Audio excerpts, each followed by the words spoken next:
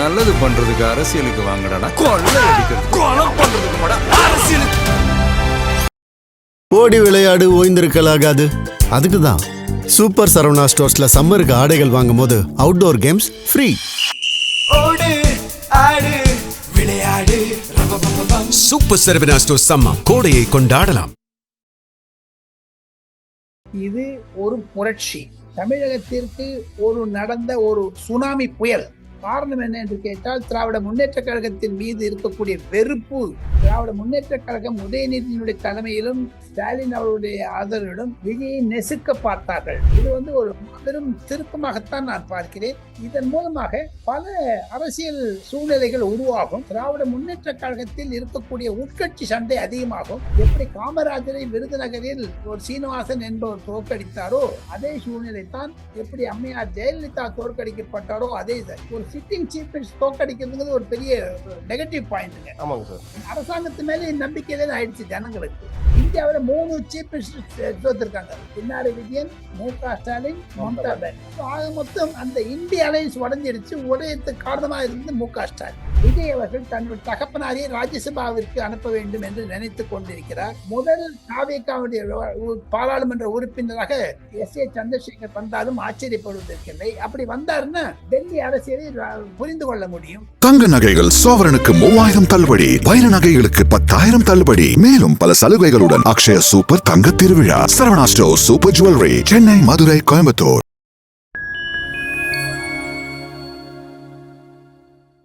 Fine time நேயர்களுக்கு வணக்கம். இன்று நம்மோடு இணைந்திருப்பவர் மூத்த பத்திரிகையாளர் திரு டெல்லி ராஜகோபாலன் அவர்கள். வணக்கம் சார். நமஸ்காரம் தேவராஜன். வணக்கம் சார். சார், தமிழ்நாடு சட்டமன்ற தேர்தலுக்கான ரிசல்ட்ஸ் எல்லாம் வந்துருச்சு. மிகவும் ஒரு வரலாற்று சிறப்புமிக்க ஒரு ரிசல்ட்டா நான் பாக்குறேன். தாவேகா கிட்டத்தட்ட 108 சீட்ஸ் வின் பண்ணிருக்காங்க. ஒரு சிங்கிள் லார்ஜஸ்ட் பார்ட்டியாவும் வந்திருக்காங்க. இதெல்லாம் நீங்க எப்படி சார் பாக்குறீங்க? இந்த எலெக்ஷன் முழுக்க ஒரு வித்தியாசமான தேர்தல் நினைக்கிறீங்களா? போன வீடியோல பேசும்போது கூட இதுதான் சொன்னேன். யாருமே என்ன நம்பல. தங்களிடமே பேசியிருக்கிறேன். ஃபைன் டைம் மீடியா நேரிலும் பேசியிருக்கிறேன். இது ஒரு புரட்சி. தமிழகத்திற்கு நடந்த ஒரு சுனாமி புயல். காரணம் என்ன என்று கேட்டால், திராவிட முன்னேற்ற கழகத்தின் மீது இருக்கக்கூடிய வெறுப்பு பொதுமக்களிடம் இருந்தது. திராவிட முன்னேற்ற கழகம் உதயநிதியினுடைய தலைமையிலும் ஸ்டாலின் அவருடைய ஆதரவிலும் விஜயை நெசுக்க பார்த்தார்கள். கரூர், சங்கீதா, ஜனநாயகன் மற்றும் 23ஆம் தேதி ஏப்ரல் மாதம் தேர்தல் நடக்கக்கூடிய அன்று விடிகாலையில் 2 மணிக்கு பஸ்கள் எல்லாம் கேன்சல் பண்ணாங்க.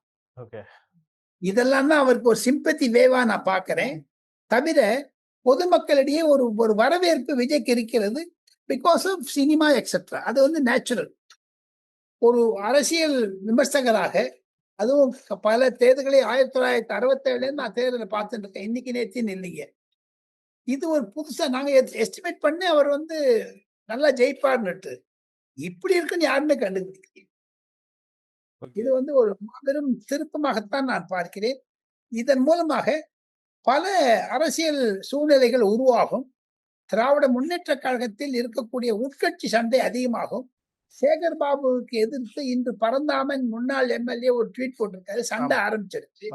நான் பார்த்தேன். அதை தவிர கனிமொழி அம்மா உள்ள கண்டெஸ்ட் பண்ணணும்னு சொன்னாங்க. எம்எல்ஏக்கு பண்ண விடாத பண்ணாங்க. முரசொலி அறக்கட்டளையில் சில பிரச்சனைகள் இருக்கிறது. மு.க. அழகிரியினுடைய மகள் சேர வேண்டும் என்றெல்லாம் சொல்லுகிறார்கள். நானே மு.க. அழகிரியை சாட்டு நிறைய தொடர்பு கொண்டு தொடர்பில் இருக்கிறேன். அவர்கள்லாம் சொல்லும்போது பாத்தீங்கன்னா ஒரு பெரிய புரட்சி திமுகவில் வந்தாலும் ஆச்சரியப்படுவதற்கில்லை. இதன் மூலமாக உதயநிதியிடம் அந்த பார்ட்டி கை ஓங்கிவிடும். நான் இன்னொன்னு கேள்விப்படுறேன். நம்ம மு.க. ஸ்டாலின் அவர்களுக்கு லண்டன் போய் ஒரு 3 மாசம் ஓய்வு எடுக்கலாமா என்று யோசிக்கிறார்கள் என்றெல்லாம் கேள்விப்படுகிறேன். சோ இதெல்லாம் வச்சு பாத்தீங்கன்னா ஒரு புது திருப்பத்தை தான் பார்க்க முடிகிறது. சார், கொளத்தூர் தொகுதியிலே ஸ்டாலின் அவர்கள் தோத்துருக்காரு சார். அந்த தொகுதியிலே ஒரு தோக்க வேண்டிய அவசியம் என்ன? அப்படி எப்படி சார் பாக்குறீங்க இந்த தோல்வியை? அதுவும் ஒரு திமுக காரங்கிட்டே தோத்துருக்காரு. தாவேகால ஆமா, அவர் ஏற்கனவே இருந்திருக்காரு. எனக்கு சில பழக்கங்கள்லாம் உண்டு. அவருக்கு நீண்ட கால ஒரு திமுக இருந்தவர். சிச்சுவேஷன் பாத்தீங்கன்னா விஜய்க்கு ஆதரவாக இருந்தது. கொளத்தூரில் அவர் தோற்கடிக்கப்பட்டார் என்றால் எப்படி காமராஜரை விருதுநகரில் ஒரு சீனிவாசன் என்பவர் தோற்கடித்தாரோ அதே சூழ்நிலை தான் எப்படி அம்மையார் ஜெயலலிதா தோற்கடிக்கப்பட்டாரோ அதே ஒரு சிட்டிங் சீஃப் மினிஸ்டர் தோற்கடிக்கிறதுங்கிறது ஒரு பெரிய நெகட்டிவ் பாயிண்ட்டுங்க. ஆமாங்க சார். அரசாங்கத்து மேலே நம்பிக்கையில ஆயிடுச்சு ஜனங்களுக்கு. இந்தியாவில் 3 சீஃப் மினிஸ்டர் தோத்திருக்காங்க. பின்னாரி விஜயன், மு.க. ஸ்டாலின், மம்தா பானர்ஜி. ஸோ ஆக மொத்தம் அந்த இந்திய அலையன்ஸ் உடஞ்சிடுச்சு. உடையத்துக்கு காரணமா இருந்தது மு.க. ஸ்டாலின். Okay sir. இப்போ வந்து பாத்தீங்கன்னா, இப்போ ஒரு 108 சீட்டு தான் வந்து தாவேக்காக்கு கிடைச்சிருக்கு. இப்போ ஒரு 10 சீட்டோட அவங்க தயவு தேவைப்படுது. இப்போ எப்படி சார் அமையக்கூடும் இந்த கூட்டணி? ஒரு 2 வாரம் டைம் கேட்டிருக்காருன்னு நான் கேள்விப்படுறேன்.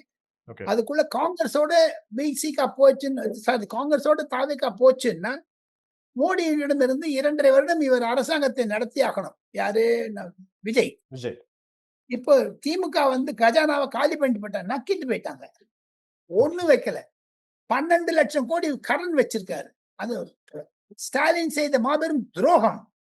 விஜய் வரப்போறாரோ, எடப்பாடி பழனிசாமி வர்றாரோ, தானே வரணுமோ, 8,000 ரூபாய்க்கு தரேன், 10,000 ரூபாய் தரேன் ஏமாத்திட்டு போயிட்டார். ஓகே. ஆக இந்த பைனான்சியல் டிஃபிகல்டிஸ்ல இருந்து வெளில வரணும்னா விஜய் வந்து நோட் அடிக்க முடியாது. ஆமா. அவரும் சில திட்டங்கள்லாம் சொல்லியிருக்காரு. அதுக்கு பணம் தேவை, உதவி தேவை. கண்டிப்பா. மத்திய அரசாங்கத்துடன் கைகோட்டு கொண்டு போனார்னா அவர் கொஞ்சம் லாபம் இருக்கும். ஒரு எதிர்வினையாக போனார்னா எதிர்க்கவே மு.க. ஸ்டாலினுக்கு எப்படி எதிர்நோக்கினாரோ எதிர்வினைகள், அது மாதிரி இவர் எதிர்நோக்க வேண்டி வரும். என்னை பொறுத்து மட்டும் சகாயம் என்று சொல்லக்கூடிய அவருடைய உறவினர் கரூரிலிருந்து, அதாவது திருச்சியிலிருந்து தேர்ந்தெடுக்கப்பட்டாலும் அவர் ராஜினாமா செய்யப்படுறார். அங்கேருந்து வந்தாலும் அவர் கொஞ்சம் ஐடியா கொடுப்பாரு. ஓகே. போதாத குறைக்கு ஃபைன் டைம் மீடியா நேயர்களுக்கு ஒரு டெல்லியில் கிடைக்கக்கூடிய ஒரு கிரே பாயிண்ட், உள்ள நடக்கக்கூடிய அரசியல் அரண்மனை ரகசியம் என்ன என்று கேட்டால், விஜய் அவர்கள் தன்னுடைய தகப்பனாரை ராஜ்யசபாவிற்கு அனுப்ப வேண்டும் என்று நினைத்துக் கொண்டிருக்கிறார். ஆமா. முதல் தாவேகாவுடைய பாராளுமன்ற உறுப்பினராக எஸ்.ஏ. சந்திரசேகர் வந்தாலும் ஆச்சரியப்படுவதற்கில்லை. அப்படி வந்தாருன்னா டெல்லி அரசியலை புரிந்து கொள்ள முடியும். யாரு? விஜய் என்று தான் டெல்லியில் பேசுகிறார்கள்.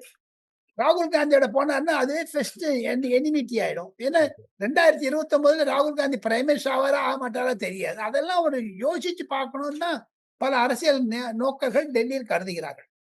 Okay sir. இப்போ வந்து திமுகவுடைய நீங்க கேட்ட கேள்விக்கு 108 எம்பி எப்படி எம்எல்ஏ எப்படி வருவான்னு கேட்டீங்க. இப்போ உங்கெல்லாம் ஒவ்வொன்றும் எடுத்துன்னு வச்சுங்க. இப்போ காங்கிரஸ்காரங்க சப்போர்ட் வாங்கினீங்கன்னா கழுத்து அறுத்து விட்டுருவாங்க. ஓகே. எப்படி சொல்றீங்க சார் கழுத்து அறுத்துருவாங்க? எப்படி சார் சொல்றீங்க? அவங்க வந்து கழுத்து அறுத்துருவாங்க, நம்பக்கூடிய தன்மை இல்லன்றதை எப்படி சொல்றீங்க? இப்போ சந்திரசேகருக்கு விபி சிங்க்கு என்ன பண்ணாங்க, தேவகவுடாக்கு என்ன பண்ணாங்க? அந்த காங்கிரஸுடைய மென்டாலிட்டி அப்படிதாங்க. எந்த ஆட்சிக்கு போறாங்களோ அவங்களுக்கு கால் வாரி விட்டுறாங்க. பாருங்க, மகாராஷ்டிரால உத்தவ் தாக்கரேக்கு சப்போர்ட் பண்ணேன்னாங்க, பண்ணலைங்கிறாங்க. சரத்பவாருடைய மருமகன் அந்த அஜித் பவார் மரணம் அடைந்த போது அவர் சுசேத்ரா பவார் வந்து எம்எல்ஏ ஆகணும், அதுக்கு சப்போர்ட் பண்ணேன்னாங்க, பண்ணலன்னாங்க. கட்சியில அந்த மாதிரி 2.5 லட்சம் ஓட்டுல ஜெயிச்சிருக்கு காங்கிரஸ். அந்த மாதிரி இங்க வந்து இன்னொன்னு சின்னதா சொல்றேன் தேவராஜன், ஜூலை மாதம் 12 20ஆம் தேதிக்குள்ள தமிழ்நாட்டில் இருக்கக்கூடிய தஞ்சாவூர் டெல்டா மாவட்டத்திற்கு தண்ணி தேவை, காவிரி தண்ணி தேவை. அதை கர்நாடகா தரமாட்டேன்னு இவரு தான் சொல்லுவாரு விஜய். மேகதாது பத்தி சொல்லுவாரு. இந்த காங்கிரஸ்காரங்க கவர்மெண்ட் இருக்குதான் இந்த காங்கிரஸ்காரங்க வெளில போயிடுவாங்க, நாங்க சப்போர்ட் பண்ண மாட்டேன். இந்த காங்கிரஸ் ஒரு பைத்தியக்கார காங்கிரஸ். காங்கிரஸ் நான் நன்றாக அறிந்தவன், அதனால நான் சொல்றேன். அவங்களுடைய அரசியல் வந்து நூதனமாக இருக்கும். இல்ல அப்படின்னா அந்த பாருங்க, தமிழ்நாடு அரசியல்ல அவ்வளோ மாண்புமிகு முதலமைச்சர், முன்னாள் முதலமைச்சர் மு.க. ஸ்டாலின் 2019 பிரதமராக நரேந்திர மோடிக்கு எதிராக ராகுல் காந்தி முன்னிறுத்தினார். 2026 ராகுல் காந்தி ஸ்டாலினை பிரைம் சீஃப் சொல்லவே இல்லையே. இந்த வாட்டி கூட 2 பேரும் சேர்ந்து பரப்புரையே பண்ணல. இப்போ தேர்தல் முடிஞ்சு இன்னும் 2 நாள் கூட ஆகல, காங்கிரஸ் வந்து பிசி கேட்ட போறேங்கிறாங்க தாவேக்காக. அப்படி இருந்ததுன்னா இப்ப திமுக வந்து எதிர்கட்சியில உட்காருங்க. இப்போ எடப்பாடி பழனிசாமி வாக் அவுட் பண்றாரு, இவர் ஜெயிச்சிருவார். நீங்க கேட்டு அதான் இவர் வாக் அவுட் பண்ண முடியும் தாவேக்காவுக்கு. இது அதான் திமுகவிற்கு எதிர்காலத்துல இன்னல்கள் வரும். திராவிடம் என்ற ஒரு இயக்கம் மறைந்து விடும். திராவிடியன் மாடல், திராவிடியன் ஸ்டாக்னு சொன்ன அதெல்லாம் டவுன் ஆயிடும். எப்படி பண்ண போறாரோ தெரியல. இதை தவிர இன்னொன்னு சொல்றேன், இப்ப விஜய்க்கு இருக்க பல சவால்கள் இருக்கின்றன. அவர் வந்து அந்த மதுக்கடைகள்லாம் மூடுறேன்னு சொன்னாரு. அதை தவிர இவங்க போதைப் பொருட்கள்லாம் எப்படி கையாள போறா தெரியாது. எஸ். ஆமா. 200 யூனிட் யூனிட் மின்சாரம் சரியா ஃப்ரீயா கொடுக்கப்படுறாரு. தரேன்னாரு. ஒண்ணுன்னா பாத்தீங்கன்னா அதுவே ஒரு 5 லட்சம் 6 லட்சம் கோடி ஆகுதுங்க. கரெக்ட். எப்படி இந்த ஃபைனான்சியல் கமிட்மெண்ட் மீட் பண்ண போறாரு தெரியல. அதுவும் இது மகளிருக்கு 2500 ரூபா கொடுக்குறேன்னு சொல்லியிருக்காரு. அது நாளைக்கு கைது போட்டுறாரு, குத்துறாரு. ஓகே. பணம் எங்க இருக்குது? 3 மாசம் சேர்த்து தருவேன். அதுல கொஞ்சம் பேக் அவுட் ஆவாங்க. ஓகே. சார், மத்திய அப்ப அரசாங்கம் திமுக ஆட்சிக்கும் தாவேகா கட்சிக்கும் என்ன சார் அப்படி பெருசா வித்தியாசமா இருக்க போகுது? இவர் சொன்ன வாக்குறுதிகளும் ஏறக்குறைய ஒரே மாதிரி தான் இருக்கு. வித்தியாசமா இருக்கு. அது ஒரு நூதன முயற்சி விஜய் மேற்கொள்வார். அவர் வந்து ஒரு 2 வருஷம் சக்சஸ்ஃபுல்லா நடத்திடுவாரு. ஓகே. ஆனா அந்த 2029ல வந்து மாட்டிப்பாரு நாடாளுமன்ற தேர்தல்ல. ஆமா. அப்ப திமுக அதிமுக வச்சு தமாக போயிடுச்சுன்னு என்ன பண்றது? ஓகே. அது மறுபடியும் அடுத்த 2031ல இவருக்கு நெகட்டிவா ரிஃப்ளெக்ட் ஆகும்ன்றீங்களா சார்? 2021 2029ல ஆகும். ஓகே. அரவிந்த் கெஜ்ரிவால் மாதிரி சிக்கல்ல மாட்டிப்பாரு. ஓகே.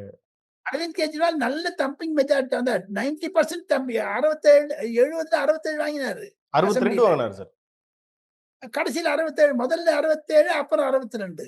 ஓகே.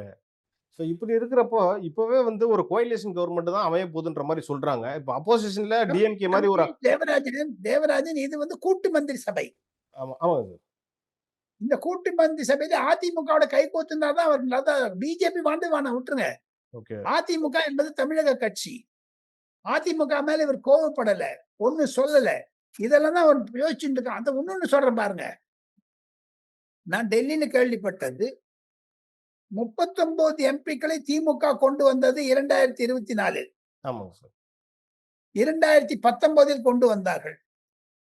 இப்பொழுது தமிழகத்தினுடைய வாக்கு mandate is for TVK against DMK.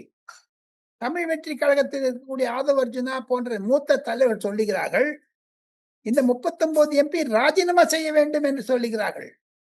அப்ப விஜய் அந்த கேட்டான்னா ஒரு 5-6 ஏடிஎம்கே வரட்டும், 2-3 டிஎம்கே வரட்டும், ஒரு 20 தாவேக்கா வந்துருமே. ஆமா. அதெல்லாம் தான் நடக்க போகுது. அரசியல் அதுதானுங்க. இதெல்லாம் எப்படி சமாளிக்க போறாரு விஜய்? ஓ. இல்ல சார், இப்ப என்னன்னா இப்ப ஏடிஎம்கேல இப்ப 47 உங்களுக்கு பேச தலையை சுத்தும் தேவராஜன். கண்டிப்பா சார், கண்டிப்பா சார். இப்ப ஏன்னா ஏடிஎம்கேல 47 எம்எல்ஏ இருக்காங்கல்ல சார். இப்ப அவங்கள யாருக்கு? எத்தனை பேர் வந்து இப்ப ஏடிஎம்கேல 47 எம்எல்ஏஸ் இருக்காங்க. அதுல எத்தனை பேர் வந்து தாவேக்காக்கு வந்தா அந்த ஆன்டி டிஃபெக்ஷன் லா வராது சார்? அவங்க தூட்டே சொல்லணும். 50ன்னே வச்சுங்களேன். ஓகே. 35 பேர் வந்தாகணும். ஓகே. அது வர வாய்ப்பு இருக்கா சார் அது மாதிரி? இல்ல அது மேல உடனே பண்ண மாட்டாங்க. உடனே என்ன இது பொதுமக்கள் விரோதிச்சுப்பாங்க இல்லையா? ஆமாங்க சார். இப்ப காங்கிரஸ் செய்யக்கூடிய தவறு நேத்தி விட்டு திமுக இருந்து திமுக ஓட்டு வாங்கினீங்க. இன்னைக்கு தாவேக்கா பண்ண என்ன துரோகம் அது? ஓகே. அது ராகுல் காந்தி தான் செய்ய முடியும். அது நாளைக்கு மட்டும் வாங்கிப்பேன். அது விஜய்க்கு அது நெகட்டிவா போகும் பாருங்க. அப்ப விஜய் வந்து காங்கிரஸ் வரத வந்து விரும்ப மாட்டாருன்னு சொல்றீங்களா சார்? விரும்பினாலும் மோடி கோச் பாருங்க. நாளைக்கு பணம் எங்க நீங்க வர போகுது உங்களுக்கு? நீங்க இந்த இருக்கிற எம்பி எல்லாம் தடுப்பாங்க அத்தை. புரியுதுங்களா? திமுக எம்பிக்கெல்லாம் ராகுல் காந்தி கிட்ட சொல்றாங்க விஜயோட போவாதே. அப்போ ராகுல் காந்தி அதான பார்லிமெண்ட்ல எடுத்தானா திமுக உதவி பண்ணாது. ஆக மொத்தம் இந்திய கூட்டணியில இருந்து வெளில வருவாங்க. இத்தனை பிரச்சனை இருக்கு தம்பி. இப்ப அங்க அசம்பிளியாவே ஒரு 3 மாசம் கண்டினியூ ஆகுது சார். அதுக்கப்புறமா இந்த ஆட்சி எப்படி சார் இருக்கும்? கண்டினியூ ஆகுமா இல்ல ஆட்சியை டிசால்வ் பண்ணுவாங்களா சார்? டிசால்வ் பண்ணனா 25,000 30,000 கோடி யாருங்க இருக்கிறது பணம் இருக்குதுங்க? இதே திமுகவுக்கு திருப்பி எலெக்ஷன் போட்டுன்னா அம்பேல் ஆயிடும். எங்க உங்க வீட்டை உங்க தங்கச்சிக்கோ அக்காக்கோ கல்யாணம் ஆச்சுன்னு வச்சுங்க. உங்க குடும்பத்தை 3 வருஷம் ஆகும் அதை சமாளிக்கிறது. கண்டிப்பா. என் பையனுக்கு கல்யாணம் பண்ண 5 லட்சம் 10 லட்சம் போச்சு. அதை சமாளிக்கிறதுக்கு 2 வருஷம் 3 வருஷம் வெயிட் பண்ண வேண்டியதா இருக்குது. ஆமா. இப்ப உடனே எப்படிங்க? இப்ப தாவேக்கா வந்து திமுக வந்து ஒரு 20,000 கோடி கொடுத்துருக்காங்க. இல்ல அதிமுக வந்து 10,000 கோடி செலவழிச்சாங்கன்னா திருப்பி அங்கிட்ட பணம் கிடையாது. கண்டிப்பா. அக்கா கிட்ட இருக்கலாம். நீதிபதி ஒத்துக்க மாட்டாங்க. அப்ப இத வச்சே ஒரு 5 வருஷத்தை நம்ம ரன் பண்ணி ஆகணும். நீங்க சப்போஸ் டிசால்வ் பண்றேன்னு சொன்னான்னு வச்சுங்க. ஒண்ணும் நான் சொல்றேன். நீங்க அதை தப்பா நினைச்சுக்க கூடாது. தாவேக்கா இருக்கிற பாதி பேர் சேர்ந்து ஏடிஎம் கூட சேர்ந்து மந்திரி சபை அனுப்பிச்சா என்ன பண்ணுவீங்க? ஐயோ, இது வேற மாதிரி ஆயிருமே இது. அது அந்த நார்த் இந்தியா பாலிடிக்ஸ் வந்து தமிழ்நாட்டுல வந்துருச்சு. ஆயிரம் அது ஆயிரம் பாலிடிக்ஸ். பஞ்சாப்ல என்ன நடக்குது உங்களுக்கு? ஹரியானால நடக்குது. தேவிலால் பன்சிலால் இருந்தாங்க. நான் பார்த்திருக்கேன் நேரம். தலைமையில் நேரச்சு அதே ஆயிடுச்சு தம்பி. Okay sir. இப்ப இனிமேல் விஜய்க்கு ஒரு சோதனை காலம். அது எப்படி சமாளிக்க போற? சமாளிக்கிறதுக்கு தைரியம் இருக்குதுன்னு நான் சொல்றேன். பட் கூட இருக்கவங்கலாம் குழி படிச்சிருவாங்க. அரசியல் தெரியாதவங்க. எப்படி ஒரு குழி பத்திரிக்கை பறிச்சிருவாங்க? ஏன்னா அவரை சுத்தி வந்து பாத்தீங்கன்னா செங்கோட்டையன் இருக்காங்க, விஎஸ் பாபு, இவங்கெல்லாம் வந்து எக்ஸ்பீரியன்ஸான ஆளுங்களா சார்? அவங்க வந்து வழி நடத்தக்கூடிய இடத்துல இருப்பாங்களா சார்? எல்லாத்துக்குமே முடியாதுங்க. சிலதெல்லாம் விஜய்க்குன்னு வந்தாகணுங்க. ஓகே. ஆளுநர் சாங்கி பண்ணா இங்கிலீஷ்ல பேசுறாரு விஜய், நோ ப்ராப்ளம். பட் ஆளுநர் வந்து ஏதாவது ஒரு மெசேஜ் சொல்றோம்னு சொன்னா அது அரசியல் இம்ப்ளிகேஷன் என்ன இருக்குன்னு சொல்லணும். நான் சின்ன உதாரணம் சொல்றேன் உங்களுக்கு. சின்ன உதாரணம்.